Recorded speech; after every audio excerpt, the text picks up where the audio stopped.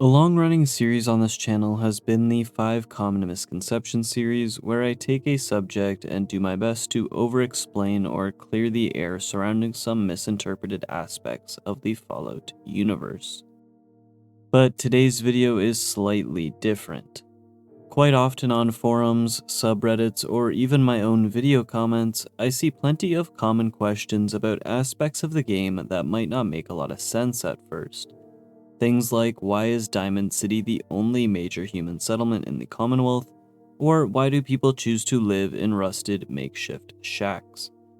And so today's video is about answering some of these Fallout frequently asked questions. Today's topic, Fallout 3. Let's get into it. Where was the Lone Wanderer born? Fallout 3 starts in one of the most absurd ways a video game can start, with the main character's own birth. It's a short scene where you choose your name and how you look before your mother, Catherine, dies shortly after from cardiac arrest due to complications with the birth. Yeah, it's quite dark. Because the scene is so chaotic, you never really get a good chance to look around, and because the next in-game scene takes place in Vault 101, this has led to a common misbelief that the Lone Wanderer was born in the vault. This is not true. Prior to the Lone Wanderer's birth, their parents, James and Catherine, were a pair of wastelanders trying to bring clean drinking water to the citizens of the Capital Wasteland. Dubbed Project Purity, the pair, with the help from the Brotherhood of Steel and other Rivet City scientists, would set up shop in the Jefferson Memorial, trying to build a better world for future generations. And while at first this project was making steady progress, it was when Catherine learned that she was pregnant that momentum slowly grinded to a halt. Increased frequency of supermutant attacks and a lack of results took their toll on both the scientists and the Steel. Before Project Purity could be finished, Catherine gave birth to the Lone Wanderer, shortly passing away after. Now, alone with a newborn, James considered his options. With Project Purity incomplete, the hazards of the supermutants only increasing, and the relationship between the Steel and scientists getting more strained as the months went on, James came up with a plan. Escorted by Star Paladin Cross, the three would make their way to the nearby Vault 101. Cross says as much through her dialogue, stating, "Long ago I helped guard the water purifier against the supermutant horde. When your dad left, I escorted the two of you to Megaton." Seeking shelter in the vault, Overseer Al Malvador reluctantly agreed to let James and the child in exchange for his services as the vault's physician. It would be in Vault 101 that the Lone Wanderer would spend his childhood, safeguarded from the threats and hazards of the wasteland.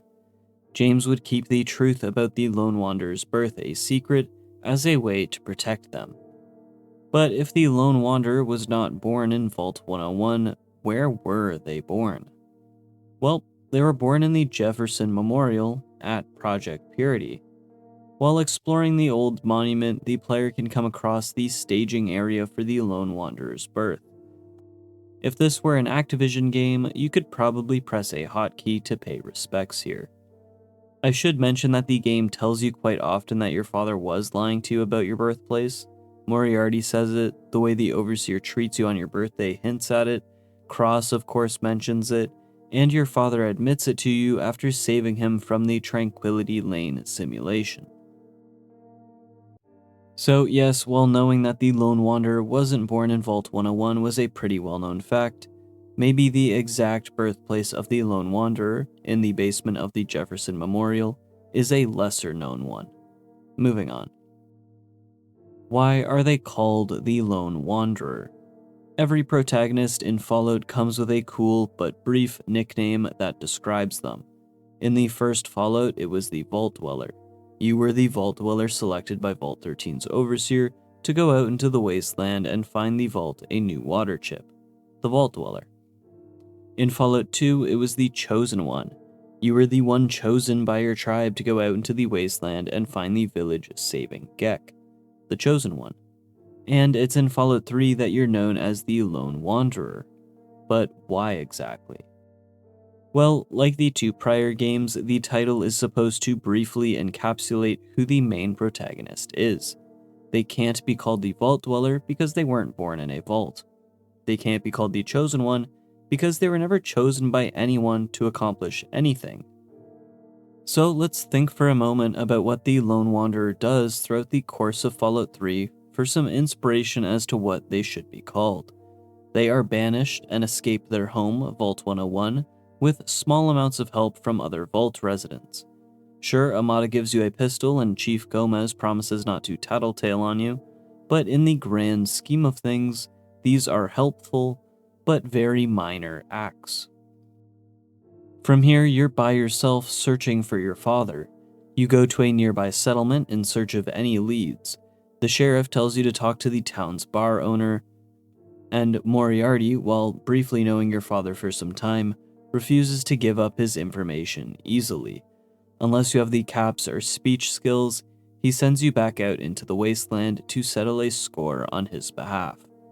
From here, you're sent to Galaxy News Radio, having to make the arduous journey alone through downtown DC. Along the way, you encounter a Brotherhood patrol, and while their numbers have dwindled, Sarah Lyons makes it well known that she's tired of recruiting Wastelanders to just end up being fodder. You're abandoned yet again. Time and time again throughout the story of Fallout 3, you're seen merely as the person who will go out into the wasteland and get things done. Three Dog sends you to fetch a satellite dish, Madison Lee sends you to clear out the Jefferson Memorial, James's Project Purity Journal sends you to Smith Casey's and Tranquility Lane. Your dad abandons you yet again after saving him. Despite meeting a wide variety of people, you're always alone. What's one character in Fallout 3 that you think could be considered a friend to the Lone Wanderer? Amada? She refuses to leave Vault 101 with you at the start of the game and banishes you from the vault after returning to save them in a side quest. Your dad? He consistently and intentionally leaves you in the dark, lies to you, abandons you, and goes on to get himself killed. Where is the father-son bonding time? He even leaves you alone in the prologue when you're taking your first steps. Like, come on. Butch? He harassed you when you were a kid, when you were a teen, and only agrees to be chummy with you when he finds out he can't relate with anyone else in the wasteland. Jonas? He dies. Your mom? She dies. You're called the Lone Wanderer because you wander the wastes alone. Not just physically alone, but emotionally alone too. And while sure you can meet and gain companions to travel with, they don't form any sort of meaningful bond with your character. Many of these relationships between the companion and the Lone Wanderer are not any deeper than business interactions. Jericho requires a startup fee, Star Paladin Cross knows your father and feels compelled to aid you, you pay for Clover, you pay for Sergeant RL3, Fox feels like they need to return the favor after you help him escape Vault 87, and you have to pay for Charon, or at least free him of his contract somehow. They're not really your friends, but most times business associates. Though Dogmeat is man's best friend, so you got me there. Now, as Fallout 3's companions do not come with an essential tag, they can die at any moment too, leaving you alone in the wastes once again. You're the Lone Wanderer. You start your journey from Vault 101 alone, and you end your journey at Project Purity alone. Why build a settlement on a nuke? Maybe the most common question that I see on Reddit or forums or in my comments when talking about Fallout 3 is why would they build Megaton on top of an undetonated nuclear bomb? That's outrageous. And while I agree that the life expectancy of everyone in the town would greatly improve if the bomb weren't there or if it was defused, there is a great reason why the initial Megaton settlers chose this spot to build. Sure, the reasons are hidden behind some dialogue with the older members of the town, but I still think it's a commonly misunderstood question. Manya Vargas explains that originally, Megaton started as a hole in the ground. Original survivors would hide in the hole, keeping them safe from the rampant and raging dust storms that plagued the region. Among these survivors were folks who didn't make it into the vault, the ancestors of Mania Vargas, and the eventual founders of the post-war religion, the Church of the Children of Adam. These folks worshipped the bomb, believing the atom to be the creator of the universe. When the dust storm started to cool down, people began wandering into the wastes, while some chose to stay behind.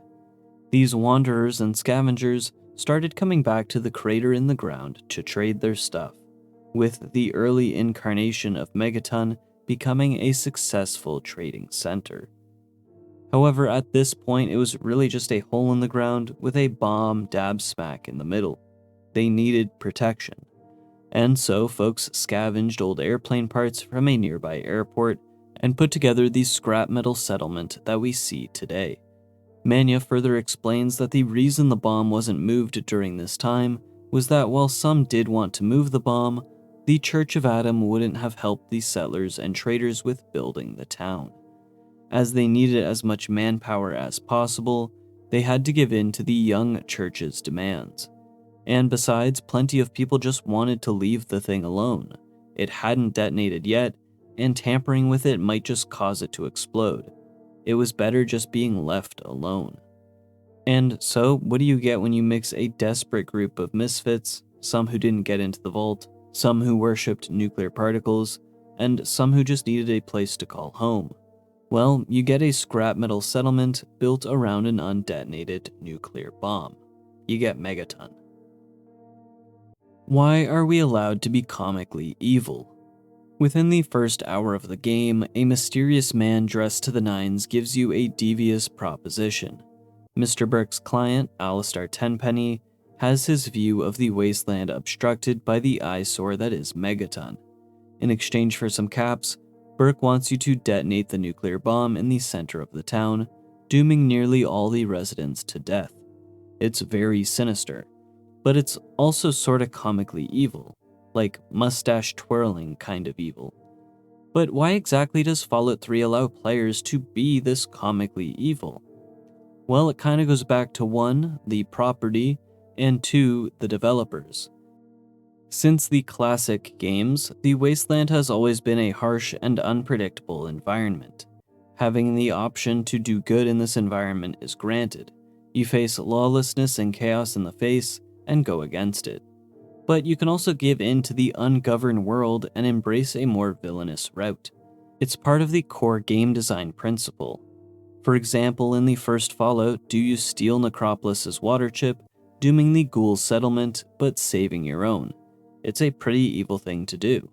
In the second Fallout game, you could assassinate an NCR official by reverse pickpocketing dynamite into his son's inventory and telling him to go give his dad a hug.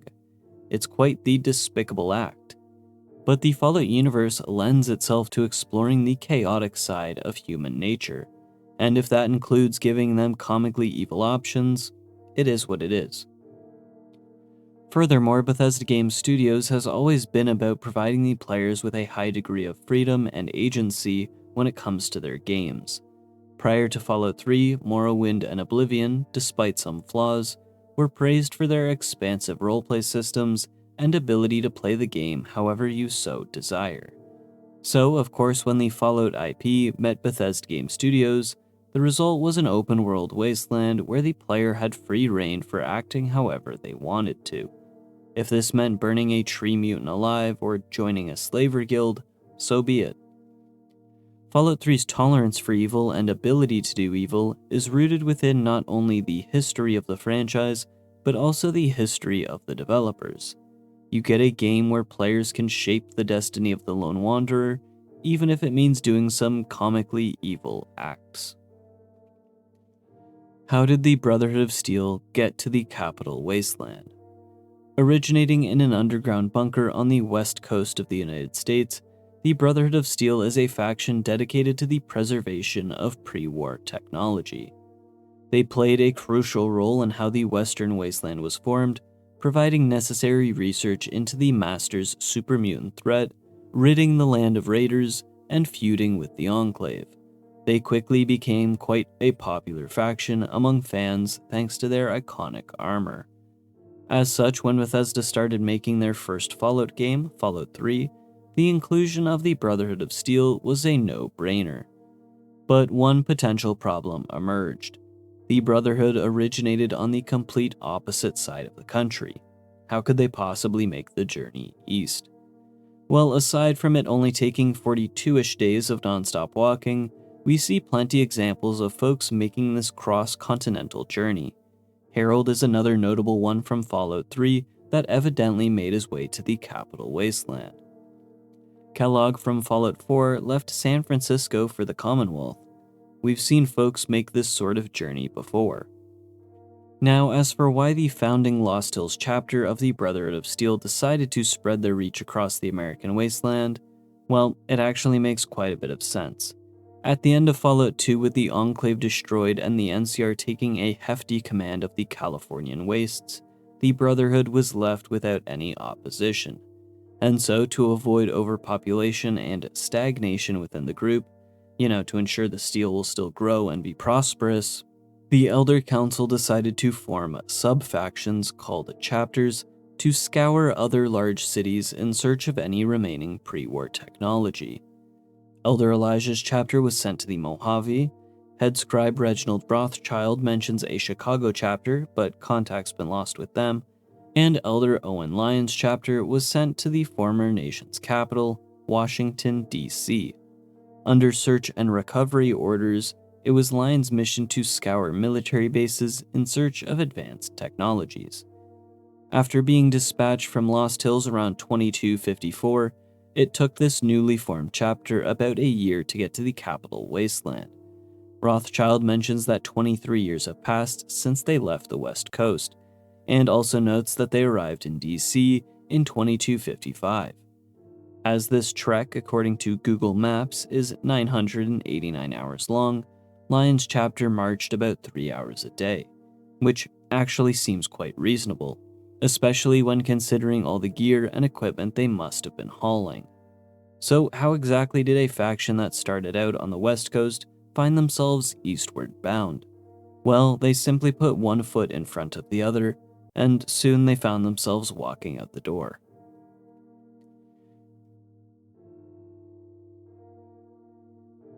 And that answers a few commonly misunderstood questions about Fallout 3.